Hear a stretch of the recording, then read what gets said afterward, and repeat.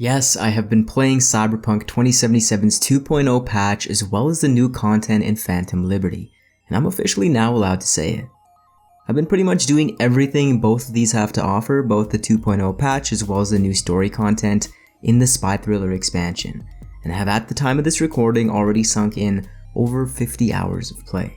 Big shout out to CDPR for sending over the code earlier this month so I could take my time with it and really digest everything, run through the story multiple times, stress test mechanics, and overall just have fun with the game. Anyways, I have some news to share with you all, and that is that the embargo for Phantom Liberty specific content is on September 20th, which is when I'll release my first review of both 2.0 and Phantom Liberty. I'll also have some guides and a much more elaborate Phantom Liberty specific review on the 25th, so you guys will have some content options depending on what you're interested in. I genuinely cannot wait to share more of my thoughts, but I'm not going to leave you guys hanging if you clicked on this video. I do want to share some of my brief impressions of the 2.0 patch with you guys, just to whet your appetites.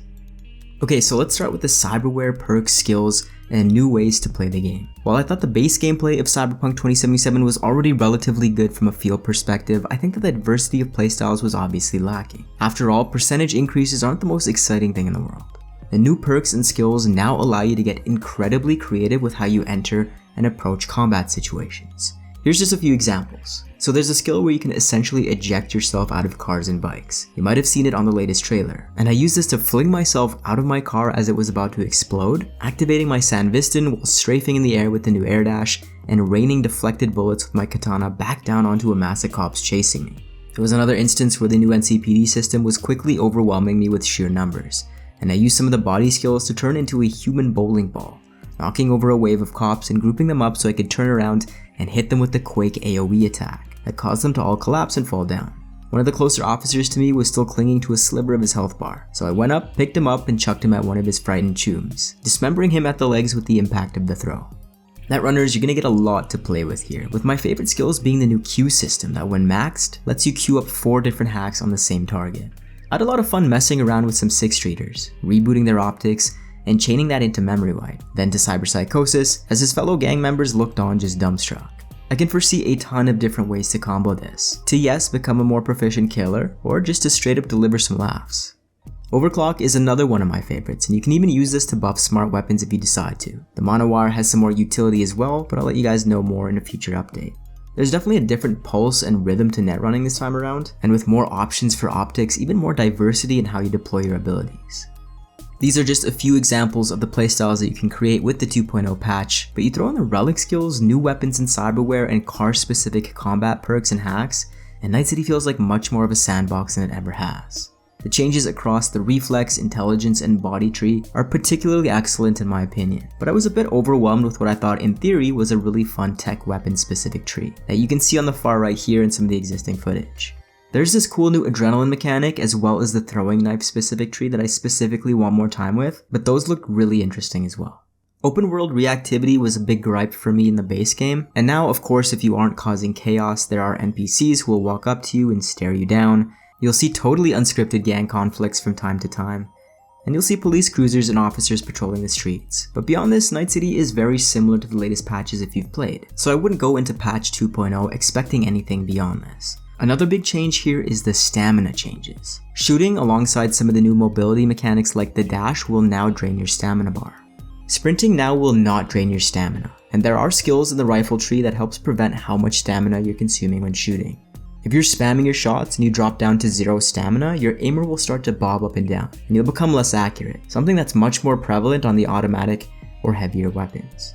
The new police, by the way, is a complete 360-degree change from the existing cops. They're more aggressive, there are more types of units, and the response changes slightly depending on the district. Corpo areas will have a faster response and more officers patrolling the streets and roads. Max TAC will land in dropships if you cause too many casualties, and get up to that 5-star wanted level, and there are even mechs and weaponized vehicles that get involved if you're really pushing the pace. I was able to survive wave after wave of officers, and multiple dropships of max TAC with the Cyber Ninja build I first created, and it gets absolutely chaotic when it feels like every cop in the city is trying to flatline you.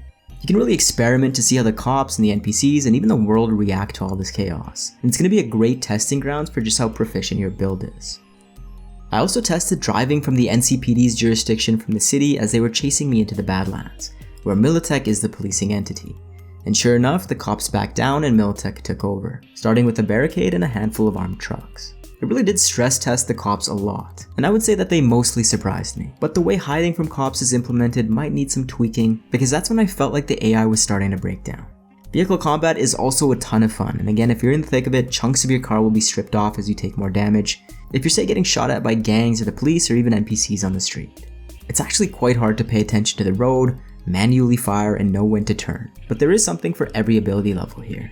You can switch to third person and auto lock by hip firing to make things much easier, or you can go into first person mode and manually fire while driving to get more precise, at the cost of there being a lot of things to manage, especially with the police T-boning you, throwing you over sidewalks, into lampposts and other cars, and by uploading hacks or puncturing your tires, making your vehicles effectively useless.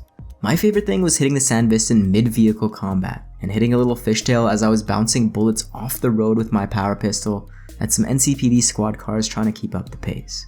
You can use either pistols or SMGs, including smart weaponry behind the wheel of your vehicle, as well as pistols, SMGs, and swords off your bikes. Would be great if that carried over to knives as well, and just throwing this idea out there for the devs, but if we used a Delamain, it would be great to be able to put this on the auto drive feature while shooting. There's a perfect in-game reason behind it, makes it more accessible for those who prefer first-person shooting but don't want to balance driving, which was even more of a nightmare when I tested it on controller. Patch 2.0 is going to shake things up. The game is still going to feel familiar. It's still Cyberpunk at the end of the day. If you didn't like the base game, this might win you over based on how much you'll be using the vehicle combat and the police system. Everyone's going to be using the perks and skills, and luckily this was my favorite feature of the Patch 2.0 update, at least so far. Visually speaking, Cyberpunk's 2.0 patch bumps things up another tier. Cyberpunk has gotten much better looking over time, especially post-patch 1.5. And playing with RT anywhere from medium to psycho was a visual treat. I even ran through some of the major base game story sequences, and the first thing that popped up was the visual clarity alongside the rock-solid performance. I ran into 0 bugs, and my performance got even better once DLSS 3.5 was patched in, although I've had much less time to experiment with it since it was only recently added. The cyberware system was interesting and brought more nuance to making choices. The new capacity system gives you a certain threshold you cannot cross, and although you can level up, get capacity shards, and spec into certain capacity perks, you won't ever be able to get into this red box unless you have one specific N-tier skill that lets you overload your body. Another thing about the skills is that each tier of perks will unlock at different attributes. For example, tier 1 body perks will unlock at 4 attribute points into body. The next tier will unlock at 9 attribute points, then 15, and then 20. Back to cyberware, and it's a great concept, but the few times I did overload, the pros seem to heavily outweigh the cons. So I think there might be some more room here for tweaking the values or even the effects on the debuffs. I took a pretty negligible health hit for exceeding my capacity, but maybe this will be a bigger factor on those harder difficulty settings, or if I'm pushing my cyberware limit beyond that. Cyberware will also offer armor, so balancing your threshold with maximizing armor is something that you'll need to consider, mainly on the harder difficulties, which have received changes as well. Normal and above are much more difficult, and enemies will hit much harder, and you will die if you're standing out in the open for too long or being overly reckless in combat. Okay, installing cyberware. Yes, you get a sit-down animation, a fade to black screen with some really great sound effects, and then you awaken with your new gear. No bespoke animations for installing the cyberware, but in the UI you can see exactly where your augmentations are placed, and what they look like in your body, which I thought was a nice touch. The UI and the menu is much cleaner. I'm kind of a font nerd, I love the new font that they've used, but navigating between side content gigs and main quests is now a little bit more complicated in my opinion. I really hope they keep the new aesthetic feel, but make it easier to navigate. I also like the change to the phone, where you'll have your contacts and then your messages, but it did take me a while to realize how to switch from messages to contacts.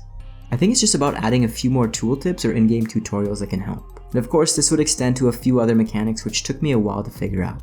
I think the expectation here is that we're just supposed to intuitively know, but spelling it out on screen can really help. I will say that CDPR has gotten much more creative with the unique affixes or modifiers for iconic weapons and cyberware, again further reinforcing unique playstyles. And there seems to be many more very interesting options for cybernetics in particular. I didn't see any flashy new arm augmentations, but from the ones that I've seen so far, they look interesting to say the least. There's some really cool Witcher references here too, and I think these weapons and augmentations really highlight the team's creative thinking. There's also more unique looks to some of the existing iconic weapons. For example, Dying Knight looks like a reskinned Lexington in the base game, but they've gone back and given it a unique look and silhouette. There's a few other of these small undocumented changes that I've come across. I also spent a few hours just listening to the radio. There's 3 new radio stations, Impulse, Darkstar, and Growl FM. And as always, the music is absolutely phenomenal and arguably Cyberpunk's strongest element. There were times where I could just not stop bobbing my head, especially with Darkstar and Impulse. Crafting is also much more streamlined and I love this change. Previously, you'd have to spec heavily into the tech tree to craft legendary weapons, and now all you really need to do is find or buy rare crafting specs and pick up some of the crafting materials. Legendary materials are more common, but the specs are locked behind certain vendors and encounters, which makes it feel nicer. I think more players are going to be crafting in general. I think I'll keep it at that for now, but again, look out for my full thoughts on 2.0 and Phantom Liberty on the 20th and on the 25th, so do be sure that you're subscribed so that you can check that out when it releases. Also, we're almost at 100k, which is absolutely mind-boggling to me, so if you told your grandma, dog, friend of a friend about the channel, I would definitely not be mad about it. As always, thank you guys so much for watching, and I will see you in the next video.